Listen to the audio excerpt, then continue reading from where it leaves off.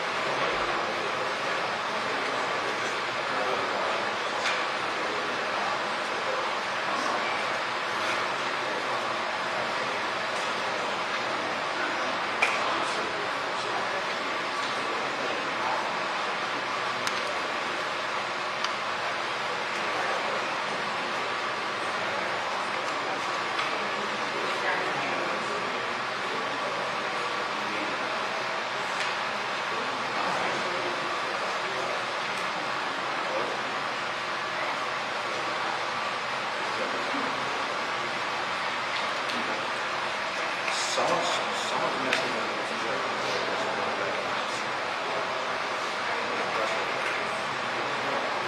It says it's back up. Someone tried to put the Wi-Fi back.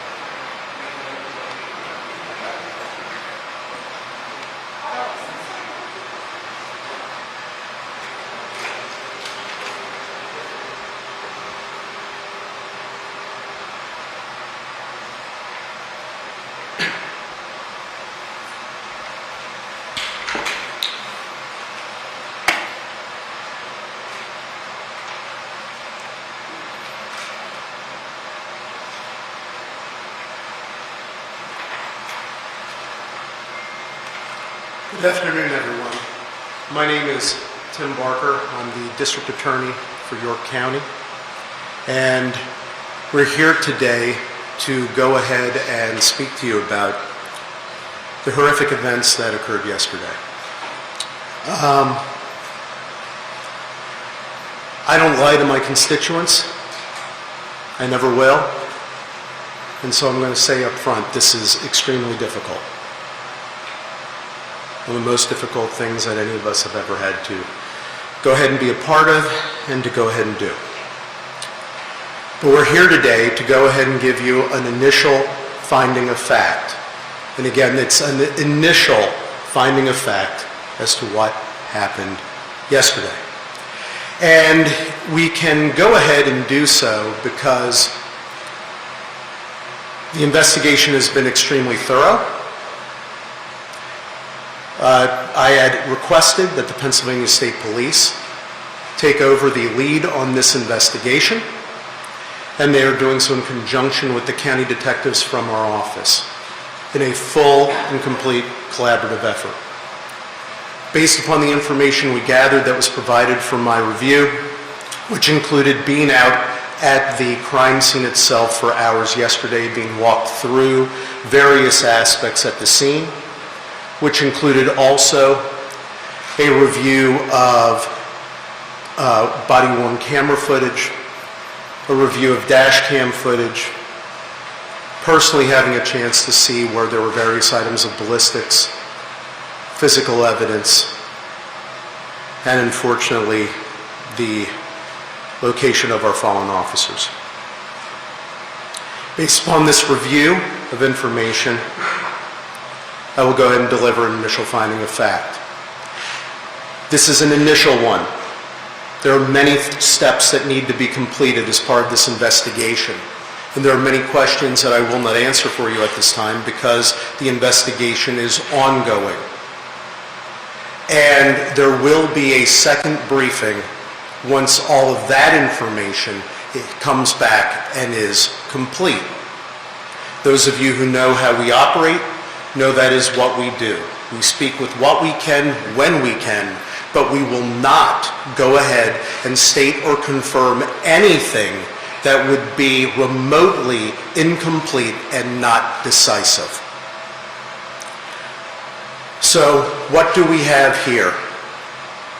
Well, first off, Matthew J. Ruth, he is the actor. And this is the only time I will mention his name. After this, he will only be referred to as actor. What occurred begins actually on September 16th at approximately 11:23 p.m. And we must start there because this began as an incident of domestic violence. There was a call that came in from the mother of his ex-girlfriend that the actor was spotted on her property with binoculars looking through the residence, looking through a window. The mother of the ex-girlfriend advised that it was a white male wearing camouflage and she could see him through a trail camera that was standing in her driveway. And while en route to the location, the mother of the ex-girlfriend advised that the male possibly came there in a black truck that was parked on Emig Road around the corner from the residence at 1879 Hare Road. Officers responded, and upon initial arrival to the property, they did not locate the male. They went to Emig Road and did observe the black 2000 Ford Ranger pickup truck parked along the road in the woods line. It was unoccupied, and then officers went back to the residence and spoke with both the ex-girlfriend of the actor and the mother of the actor. And the ex-girlfriend of the actor had advised that on 8/20 of 2025, an unknown person set her pickup truck on fire while it sat in her driveway. She advised that at the time she suspected that it was her ex-boyfriend who was the culprit, but she wasn't sure, so she requested that the matter not be investigated further. The ex-girlfriend then showed a still photo from the trail camera, and what it showed was a white male wearing all camouflage outfit, standing behind the ex-girlfriend's truck in the driveway. And the male is looking through a scope device with it pointed towards the residence. The ex-girlfriend identified the male in the photo as the actor, and she advised that they put the trail camera up after the incident on August 20th of 2025. The ex-girlfriend confirmed that the actor was, in fact, her ex-boyfriend, and she suspected again that he was involved in the incident of setting her vehicle on fire. She stated that they had dated for only a short period of time and that the actor had never been to her house nor had ever been invited there. The ex-girlfriend also advised that the actor owned and often drove a 2000 black Ford Ranger pickup truck. And when they were reviewing the photo, the officers noticed that the actor had an AR-15 style rifle slung across his chest while looking into the residence. The officers then proceeded over the next several hours, which included assistance as well from the York County Sheriff's Department through the use of their drone, to attempt to locate the actor. They could not find him, despite searching over the next several hours. A warrant was sworn out for the actor's arrest, and the charges in that matter included stalking and loitering and prowling at night. The next morning, detectives from the Northern York County Regional Police Department attempted to go ahead and locate and execute a search warrant on the known residence of the actor. Included in executing that search were 3 detectives: Detective Sergeant Cody Becker, Detective Mark Baker, and Detective Isaiah Emenheiser. 2 other detectives also participated in this search. They arrived at the actor's residence and communicated with his family at 12:11 p.m. They left the residence, having interviewed family and having conducted search at 1:23 p.m. At 2:02 p.m., Detective Sergeant Becker, Detective Baker, Detective Emenheiser, and 2 other Northern Regional detectives arrived on scene at 1879 Hare Road, the location of the incident the previous evening. They arrived and they were searching for the actor. Also accompanying them to assist was a deputy sheriff from the York County Sheriff's Department to again assist with drone action and finding individuals through the usage of a drone. The search went on for the actor, which included various outbuildings, and the drone was being employed to also check neighboring fields. During the course of this search, detectives went to the front door of the residence. They arrived at the door at 2:08 p.m. The initial officer who went to the door was Detective Emenheiser. Right behind him was Detective Baker. Following as well was Detective Sergeant Becker and another Northern York County Regional detective. Final detective remained behind as more of a perimeter view in looking out for the actor and securing the perimeter. Detective Emenheiser discovered that the door was unlocked. Having remembered that the door was left locked by the ex-girlfriend and mother who were not at the residence because they went somewhere else for their safety, they decided that they were going to go in. The door was open, and upon immediately opening the door, the actor repeatedly fired at the officers with multiple rounds from an AR-15 styled rifle with a suppressor, immediately striking Detective Baker, striking Detective Sergeant Becker, striking at Detective Emenheiser, who he and the other Northern York County Regional Detective who were there closest to the house, as they tried to go back for cover position. He repeatedly fired upon them. All 4 detectives went down.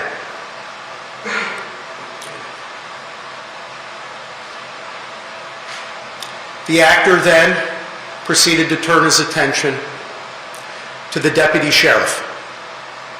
The deputy sheriff and the other Northern York County Regional Detective began to position themselves to return fire.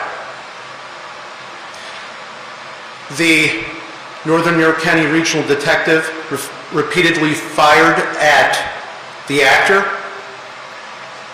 The actor did strike the deputy sheriff, who was by his vehicle, and also struck the vehicle. The deputy sheriff did himself remove his 9mm. The Northern York County Regional Detective was firing at the actor with his AR-15 style rifle. The actor repeatedly was firing his rifle at the deputy sheriff, striking him. The deputy sheriff went down and went to try to retrieve his rifle and go for safety as well, to take cover to return fire. The actor went up towards the roadway where the vehicles were to engage in fire with the deputy sheriff continuing to fire at him. The deputy sheriff returned fire with his 9mm handgun. The Northern York County Regional Detective also was returning fire with his rifle. While up at the roadway, when the actor was there was a final exchange of gunfire. After that exchange, the actor went down. The actor became deceased. Following this, the Northern York County Regional Detective immediately went to see about rendering aid. He immediately went down first to his fallen officers from Northern York County Regional Police Department by the house and discovered detectives that were non-responsive. Detective Sergeant Cody Becker, Detective Mark Baker, and Detective Isaiah Emenheiser were all killed following the brutal ambush that was committed upon them by the actor. The final Northern York County Regional Detective was critically wounded. The other Northern York County Regional Detective immediately began to render aid, as he also called out to have responses from other law enforcement and other emergency responders. After rendering aid there, he realized that the deputy sheriff was also critically injured. The detective for the Northern York County Regional Police Department responded to the deputy sheriff and immediately began rendering aid to him as well. From the time period when the detectives arrived at the front door preparing to enter to when the shooting stopped, they arrived at the front door at 2:08 p.m. All shooting had stopped by 2:10 p.m. and 16 seconds. At 2:14 p.m., the first additional officer arrives, another member of the Northern York County Regional Police Department. The detective rendering aid to the deputy sheriff requests that the other Northern York County Regional officer go over and place handcuffs upon the actor, not knowing his full status at that point. That was done so. And then numerous other law enforcement agencies and emergency personnel came to the scene to assist and render aid. The Pennsylvania State Police, as mentioned previously, took over lead in the investigation assisted by our county detectives. Numerous law enforcement agencies came to help to secure the scene, help with any rescue efforts. And when I say numerous, I can't tell you how proud I am of every single law enforcement officer in this whole county. They all came from everywhere to be there to help in any way they could. A search of the scene revealed numerous locations of various ballistics evidence that in a future briefing we will be able to catalog to go ahead and explain what it is following ballistics testing and following other information. Needless to say, at this point in time, from what I was able to observe on scene as shown and explained to me by the investigators, it corroborates fully what we have just stated and also shown through visual and also through other interviews.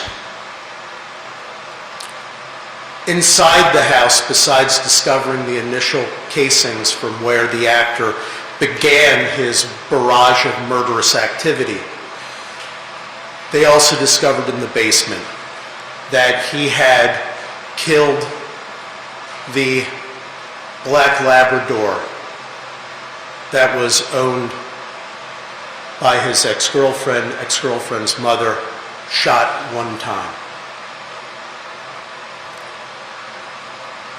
We are currently investigating further aspects of motive. So we will not speculate on the full profile of the actor. Numerous other search warrants have been executed.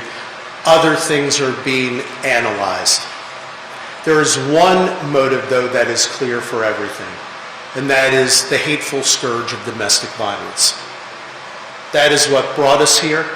That is what brought law enforcement here. That is what started all the activity. The whole sequelae is there. And yes, thanks to the actions of the Northern York County Regional Police Department, supported by the York County Sheriff's Department, we have 2 lives of the residents there that are saved today. Because make no mistake about it, and this I can conclude by all reasonable inferences from all information without speculation. Had they arrived home and not Northern Regional Police Department officers arrived, they would have been killed immediately by the actor.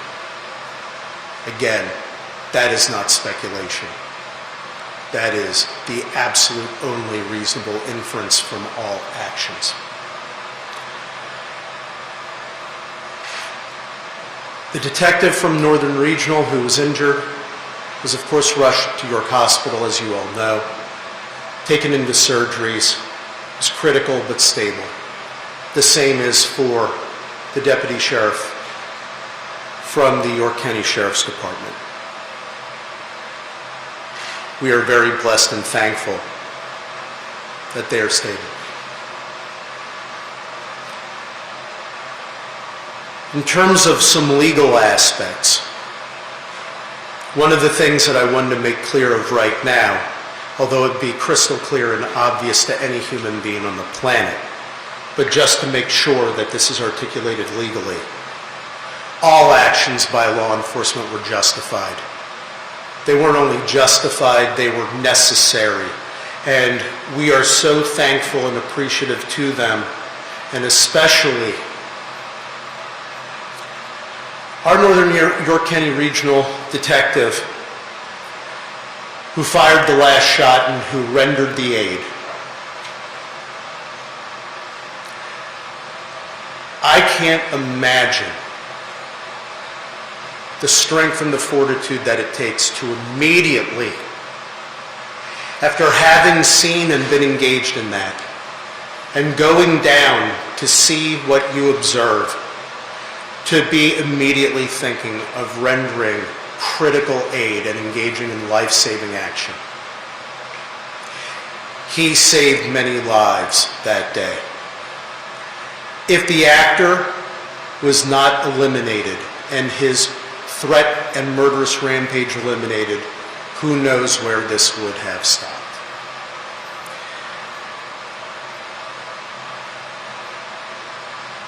Detective Sergeant Cody Becker, Detective Mark Baker, and Detective Isaiah Emenheiser were all credits to law enforcement. I personally knew them very, very well. They were wonderful. They were mission-driven, and that day they continued their mission. Well, their mission is now complete. You kept the faith. You ran the race. You fought more than a good fight. You fought the critical fight for us. Job well done. Mission well served. And we will love you forever and all eternity. Final comment I want to make is about York County. This is my home. This is our home.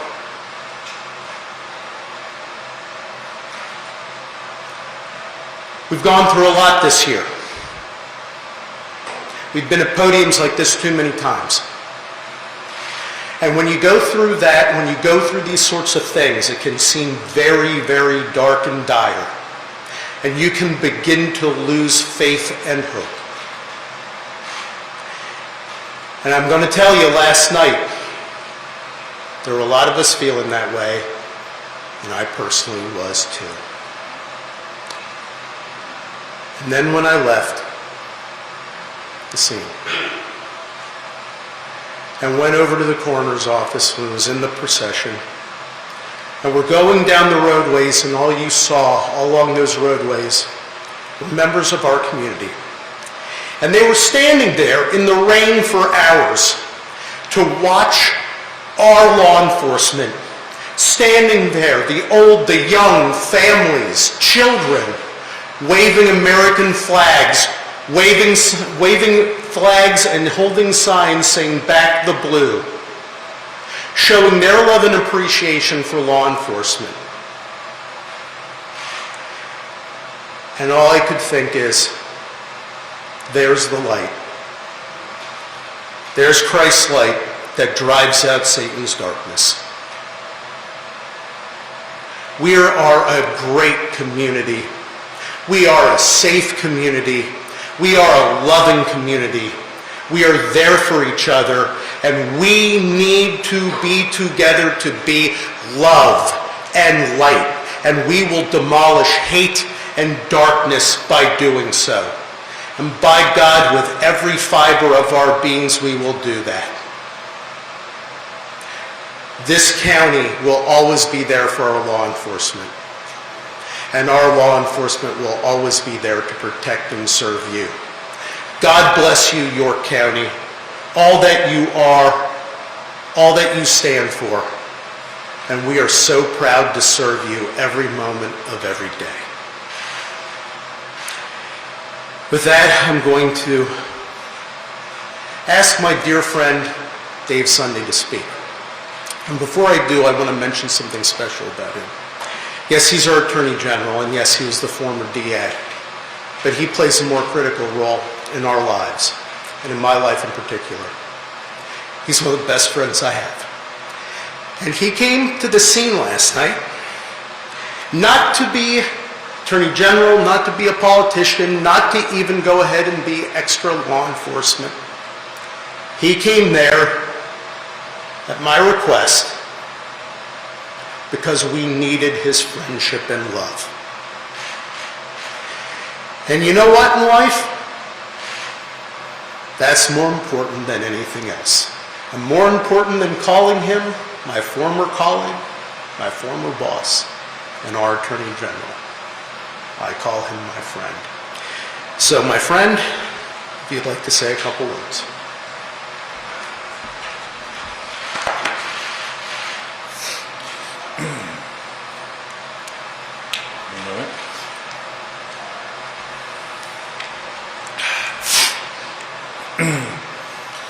Good afternoon.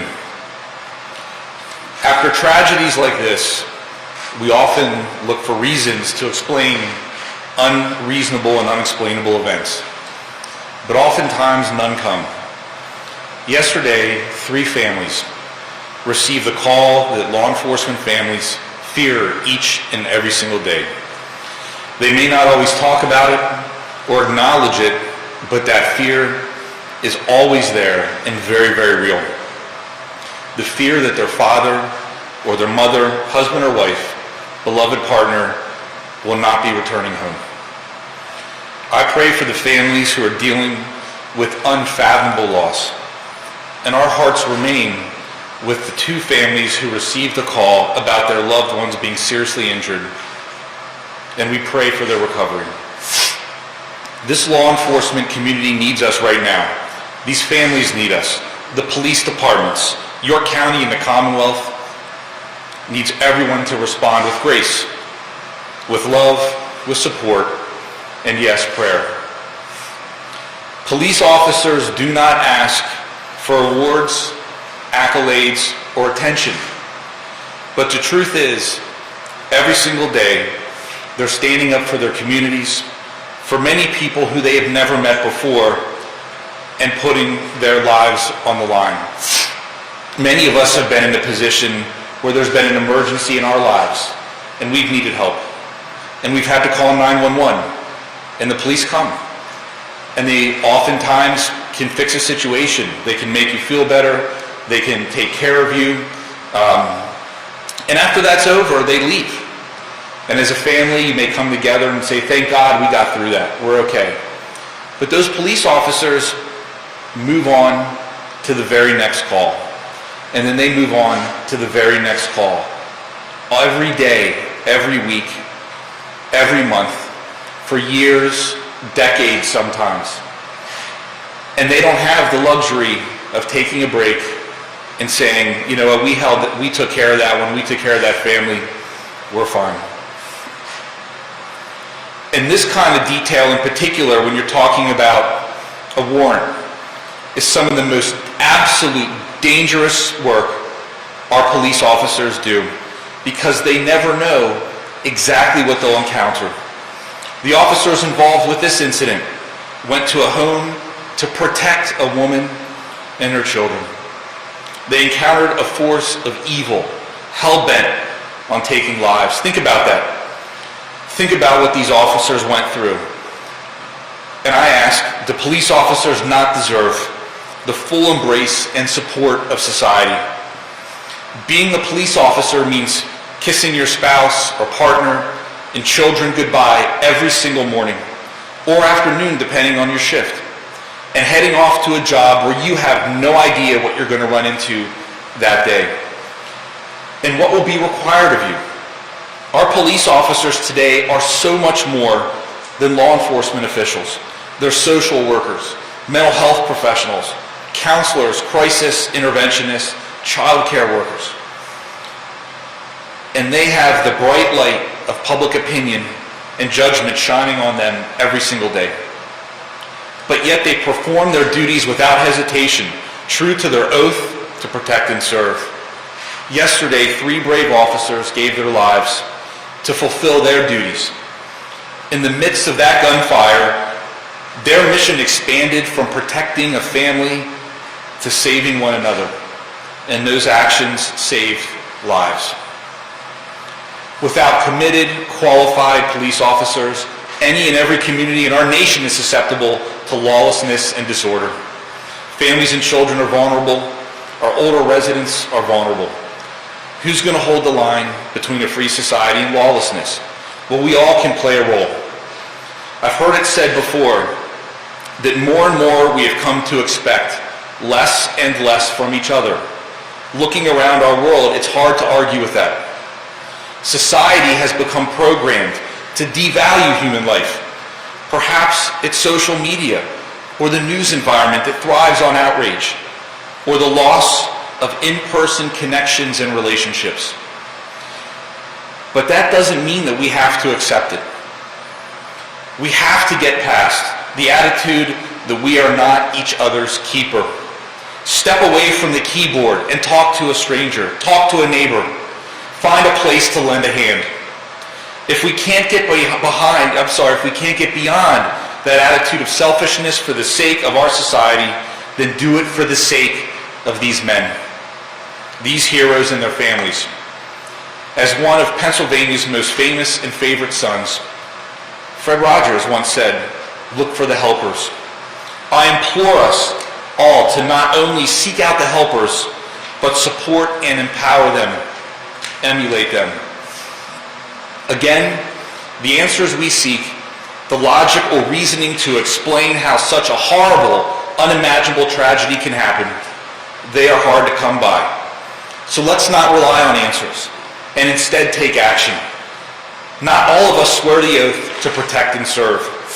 Not all of us put on a uniform, but we are all capable of being the unrelenting force that overcomes evil. And I think we are. Late last night, after spending the evening at the scene of this horrific crime with our fallen heroes, my friends that were partners when I served as a district attorney, we made a very sad journey with their bodies to York. The rain was falling as if God himself was mourning with us. As I looked outside my vehicle window, lining each rural road, outside each home, standing in the rain were our fellow York Countyans, with American flags, holding a vigil for these men and honoring their sacrifices. I want everyone to know how important that was to the police officers and the law enforcement community of York County. It was so important to each of us who knew these men and considered them friends. That is the humanity that we need in this moment and in our world. Thank you. May God bless and keep these men and their families, and may he protect the men and women in law enforcement every single day. Thank you.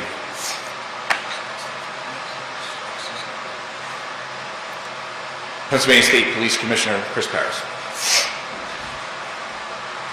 I would just simply like to say, again, on behalf of the Pennsylvania State Police, we stand with law enforcement in York County and all across the Commonwealth. We will continue to provide any and all resources at our disposal to ensure that the investigation is completed. The district attorney here in York County, our Attorney General, as well as the Northern York County Regional Police Department and the York County Sheriff's Department, I will say from a perspective of the police executive, they are a credit to law enforcement, the diligence with which they carried out this investigation from its onset, and the way that they doggedly and methodically did what they had to do in order to preserve life and seek justice is something that I know all people in York County and all people across the Commonwealth should be very proud. So we continue to support law enforcement services here. We will continue to do so. Our members' assistance people will be here with the Sheriff's Office as well as the Northern York County Regional Police. There are recovery support services that will have to be dealt with. For the injured, there are line-of-duty funerals that have to be planned, and we stand with them and will support them today and every day forward. Thank you very much.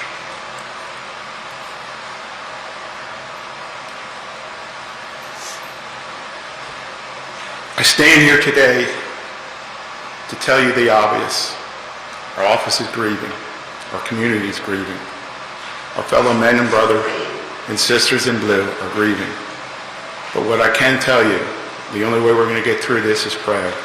And the support and the overwhelming support from our community, our law enforcement brothers and sisters, helps us to get through this. What I'd ask you to do is pray for my fellow colleague, Dave Lash. 3 of his men paid the ultimate sacrifice. And our condolences go out to you and your family members and to your support staff, because truly without them, we are nothing. They support us every day. I see them over there grieving. I would ask you to go home and pray. And with God's grace, we'll get through this. And pray for one of my officers that are now in surgery comes through. Appreciate the public support. Thank you.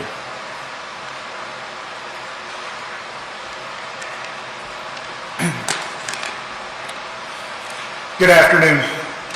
My name is Dave Lash. I'm the Chief of Police of the Northern York County Regional Police Department. Yesterday was a dark day for the Northern York County Regional Police Department and for all of York County and our communities. We are mourning the loss of 3 of our officers, and we continue to pray for the recovery of our 4th and also for the recovery of the York County Sheriff's Deputy. I want to take a moment to recognize the 3 officers we lost: Sergeant Cody Becker, Detective Mark Baker, and Detective Isaiah Emmenheiser. Each of these men represented the very best of policing. They served with professionalism, dedication, and courage. They were leaders within our agency, committed to protecting this community and standing beside their fellow officers. Unfortunately, their deaths are the stark reminder of the risks law enforcement officers accept every day. They knowingly place themselves in harm's way to keep others safe. For that, we are forever indebted to them and their families. Currently, our administrative offices are closed, and police coverage in our municipalities is being provided by neighboring departments and the Pennsylvania State Police. We are grateful for their immediate support in helping us maintain public safety while our department works through this tragedy. The Northern York County Regional Police Department will return to patrol operations tomorrow on Friday, September 19th at 1900 hours. Until then, our partners will continue to ensure uninterrupted police service in our communities. We know the community wants to help, and an official endorsed donation portal will be announced shortly. This will ensure that all contributions go directly to the families of our fallen and injured officers. On behalf of the Northern York County Regional Police Department, I want to thank the community, our law enforcement partners, our elected officials, for their overwhelming outpouring of support. While nothing can erase the pain of this loss, your strength and compassion will help us, and the families of Sergeant Cody Becker, Detective Mark Baker, and Detective Isaiah Emmenheiser, as we move forward through the difficult days ahead.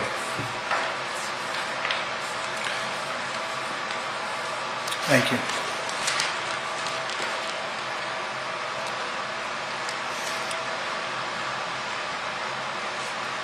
That concludes the comments that we came here today to make to everyone. I will be willing to take just a couple of questions, and the reason why I say that, those of you who are familiar with what we do in these circumstances. There will be a complete and full briefing in the future when the investigation is complete. There are many questions that we will not answer today because there is testing that is occurring. There is still information being reviewed and gathered, and we will not make speculative comments in that way. But we will answer a couple, but only a couple. Yes, sir. Do you know the assailant legally acquired the AR-15? How do you acquire the AR-15? Do you know about the amount he fires of the AR-15? An estimated period? So we do have, so I'll say it this way, we do know what the background is that we are checking on for his ballistics purchases. That's part of the ongoing investigation, and we will be revealing that in the future as part of the briefing as those details are coming in. Second aspect, if you're wondering, is he a person not to possess a firearm? Based upon our information, we could not find any prior criminal convictions that would go ahead and make him a person not to possess a firearm. Regarding any issues with the quantity of ballistics, the only thing that I'll say at this time, a count was being done, but you have to go ahead and determine from which firearm something was discharged. There are methodologies for doing that. We are engaging in those ballistics aspects. So at this time, the only thing I will say generally is he fired many and multiple rounds, because to go more specific could lead to a misstatement of fact, and I will not do that. Were any other weapons found inside search of his home, and who was he living with in that home? I have not disclosed that. First of all, I have not disclosed who he's living with because out of their privacy interests. Second, all of the aspects of the secondary search that is ongoing, those items are being cataloged and are being reviewed. They'll be part of a further briefing in the future, but I'm very sensitive to the privacy interests of non-involved individuals as part of an incident, including, as you'll notice, the only names that were mentioned, one mention of the actor, and the names, of course, of our fallen officers. That is out of respect to their privacy interests. But in the future, with the briefing regarding that question, we will be going into detail of a cataloging of background aspects of this individual. Where was the actor located when he started shooting, and where was police located? So, as I stated previously, and I'll just repeat this one more time, at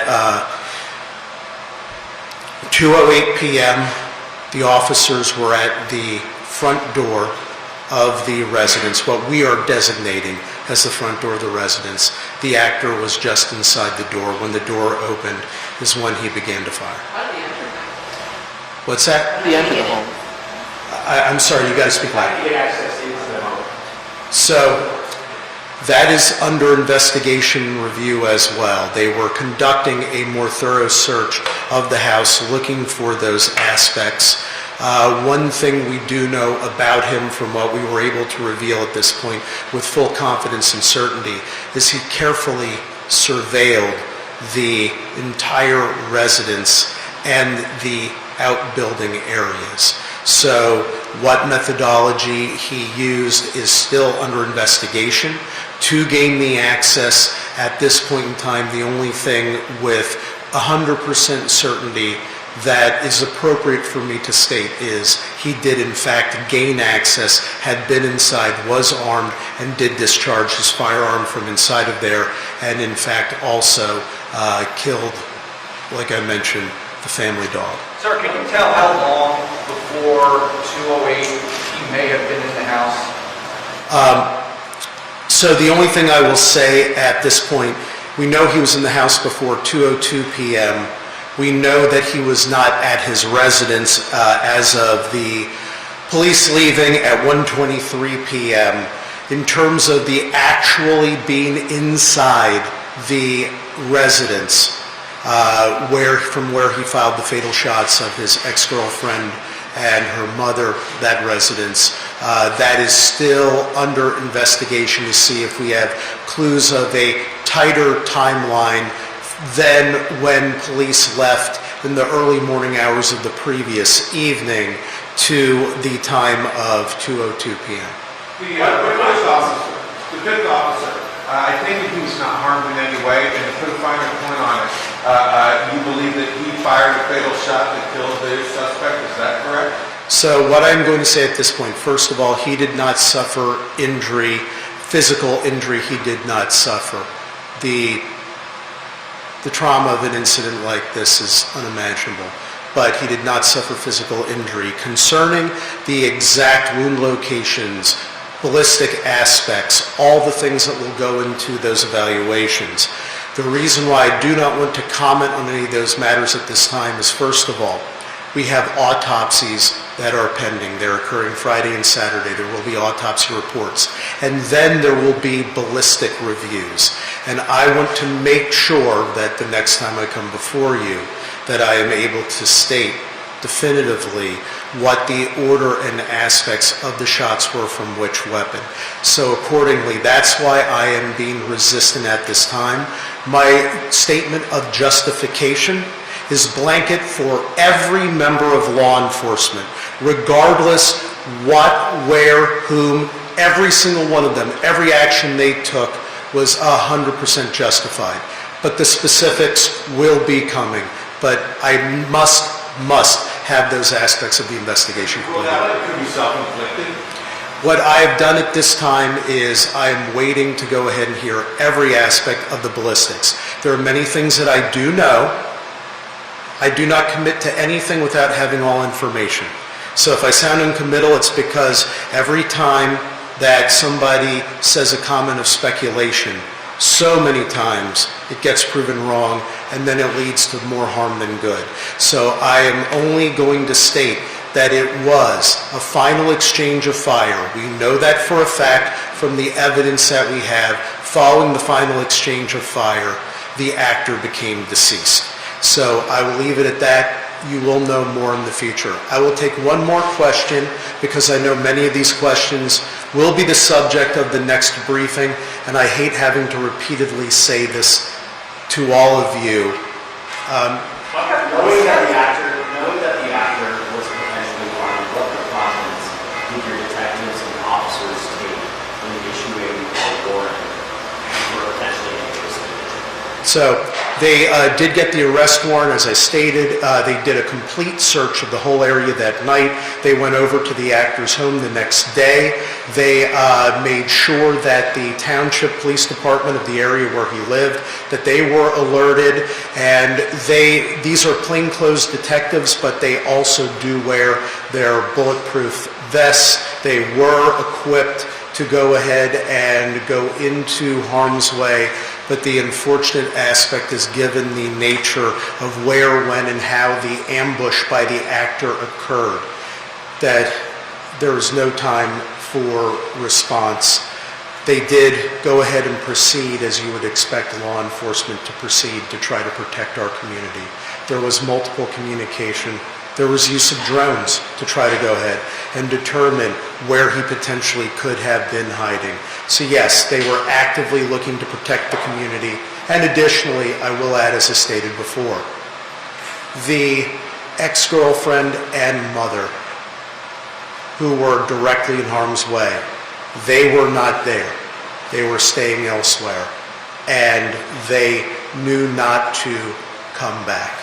And it was law enforcement who were the ones that went. It was our detectives from Northern York County Regional and our sheriff's deputy who went to make sure and see if they could provide ultimate safety. And rather than being able to provide ultimate safety, they wound up having to provide ultimate sacrifice.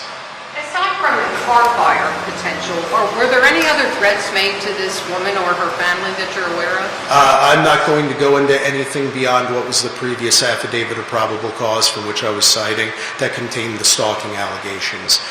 There are further aspects from interviews that continue to be developed, but that's the last, that is the last part of information I want to stick to from that aspect for right now, what is known, defined of public record, because it's very important to do so at this occasion.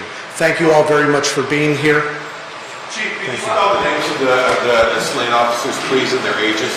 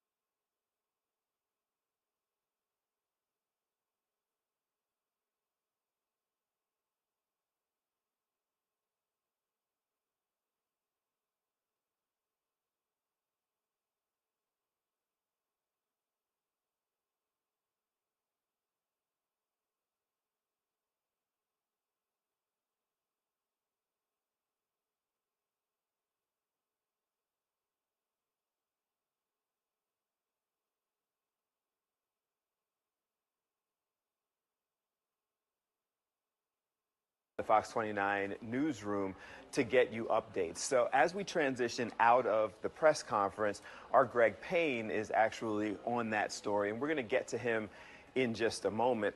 Obviously, the nature of Behind the News, as we show you the entire team that was